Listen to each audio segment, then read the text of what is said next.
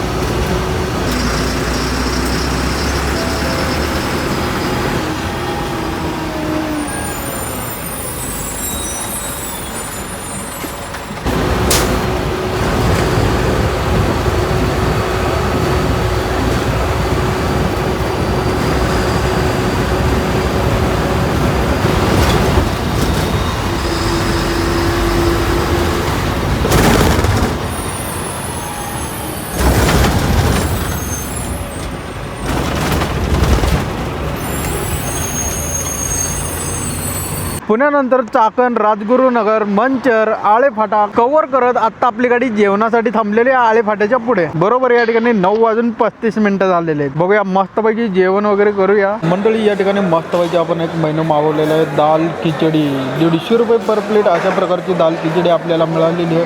त्यासोबत तुम्ही पाहू शकता लोणचं, कांदा, पापड आणि दाल खिचडी अशा प्रकारची आपल्याला मिळालेली आहे. क्वालिटी वगैरे जबरदस्त आहे. एवढ्या थंडगार पावसामध्ये गरमागरम दाल खिचडी खायची मजा काही और आहे. या ठिकाणी मस्तपैकी असं जेवण झालेलं आहे आणि मेन्यू तर तुम्हाला दाखवलेलाच आहे. दाल खिचडी 150 रुपये प्लेट. आता इथून आपली गाडी जाणार, तुम्हाला तर माहितीच आहे हा रोड संगमनेर, सिन्नर आणि नाशिक. जवळपास अंतर बघायचं झालं तर 120 किलोमीटरचं अंतर आहे. बघूया आता नाशिकला ही गाडी किती वाजता पोहोचते. तुम्हाला बाकीचे स्टॉपचे टायमिंग सांगितलेले आहेत, कोणत्या स्टॉपला किती वाजता बस येते. आणि नंदुरबार आग्राचा एक फेमस रूट चालतो, नंदुरबार पंढरपूर. एकदम फेमस रूट आहे. पाय ठेवायला जागा नसते त्या गाडीमध्ये, एवढं फुल पॅक बुकिंग असते ती गाडी. नंदुरबार पंढरपूर आपण त्या गाडीचा रोड केलेला आहे. त्यावेळेस स्लीपर बस होती, पण ह्या वेळेस ते ऑर्डिनरी बसेस चालवतात. तसं बघायला गेलं तर पंढरपूर आग्रातर्फे पण तो रूट चालवला जातो. पंढरपूर नंदुरबारवरून पुण्याला येण्यासाठी 2 मार्गाने गाड्या धावतात. पुण्यावरून नगर, मालेगाव, धुळे, नंदुरबार असा एक रूट धावतो. दुसरा रूट आहे या रूटनं आज आपण प्रवास करतोय, पुणे नंदुरबार वाया नाशिक मार्गे. नाशिक मार्गे हा जो रूट आहे ना तो आपल्याला खूप जवळ पडतो. तर अशा पद्धतीने या 2 रूटवर गाड्या धावतात आणि दोन्ही गाड्यांचे मार्ग युनिक आहेत. याआधी पण आपण खानदेशातून रूट केला होता, शहादा ते पुणे रात्रानी बसचा प्रवास. बघितला नसेल तर बघून घ्या, एकदम मस्त असा प्रवास झालेला आहे तो शहादा पुणे.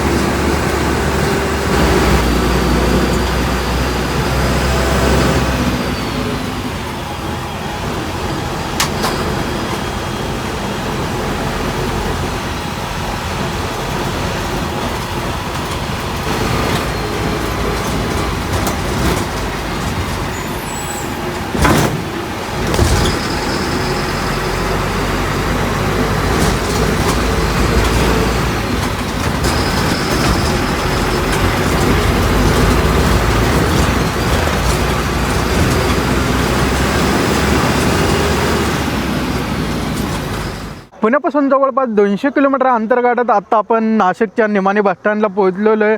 आणि या ठिकाणी 12:45 झालेले आहेत. आत्तापर्यंत या रोडवरचा आपला निम्मा जर्नी कंप्लीट झालेला आहे, पुण्यापासून ते नाशिकपर्यंत. अजून आपल्याला इथून निम्मा जर्नी कवर करायचा आहे, नाशिकपासून ते नंदुरबारपर्यंत. आणि निमाणी बसस्टँडची अवस्था बघा तुम्ही, पूर्ण गड्डा वगैरे साचलेला आहे इथे, अवस्था खूप बेकार आहे. आणि निमाणी बसस्टँडला इथं प्रवासी वाट बघतायत बसची. अजून आपल्याला नाशिकपासून जवळपास 200 किलोमीटर अंतर गाठायचं आहे नंदुरबार पोहोचण्यासाठी. आणि नाशिकमधलं निमाणीचं बसस्टँड अवस्था पाहू शकता. तर असं काहीसं निमाणीचं बसस्टँड आहे. मला वाटलं बसस्टँड नवीन असेल काहीतरी निमाणी बसस्टँड म्हणलं, पण तसं नाही आहे. काँक्रीटच्या रोडशिवाय पर्याय नाही याला. नाशिक नंतर आता आपली बस जाणार सटाणा, साक्री आणि नंदुरबार. जर्नी तर एकदम मस्त झाला. आणि अजून आपल्याला इथून निम्मा जर्नी कवर करायचा नाशिक, सटाणा, साक्री आणि नंदुरबार पोहोचण्यासाठी.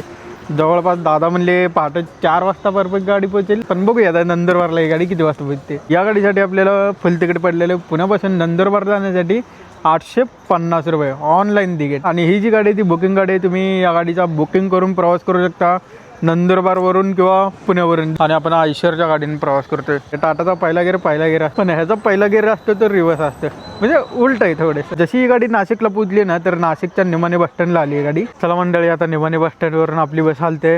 आता पुढच्या स्टॉपला रवाना होते. पुढचा स्टॉप सटाणा, साक्री, नंदुरबार. गाडीमध्ये प्रवासी बघायला नाही तर गाडी ऑलमोस्ट फुल पॅक आहे.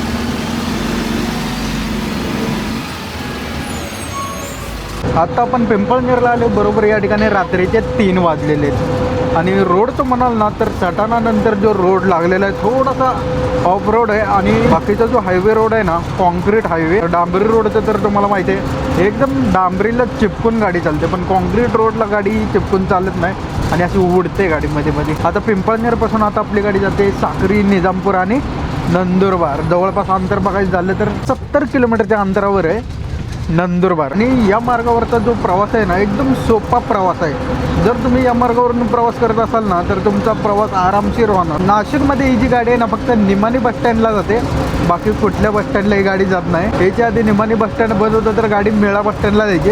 आता मेळा बस स्टँडला न जाता आता गाडी निमाणी बस स्टँडला थांबतात. त्याच्यानंतर गाडी आता सरळ सटाणा, साक्री आणि नंदुरबार. मला वाटतं या गाडीला येऊन 2 वर्ष तर कंप्लीट झालं असतं. अजून पण ही गाडी कम्फर्टेबल वाटते. बाकीच्या ज्या गाड्या आहेत आगारातल्या त्या तोडक्या मोडक्या अवस्थेत आहेत, पण ही गाडी बऱ्यापैकी ठीकठाक कंडिशनमध्ये आहे आणि प्रवास पण मस्त होते. ओके.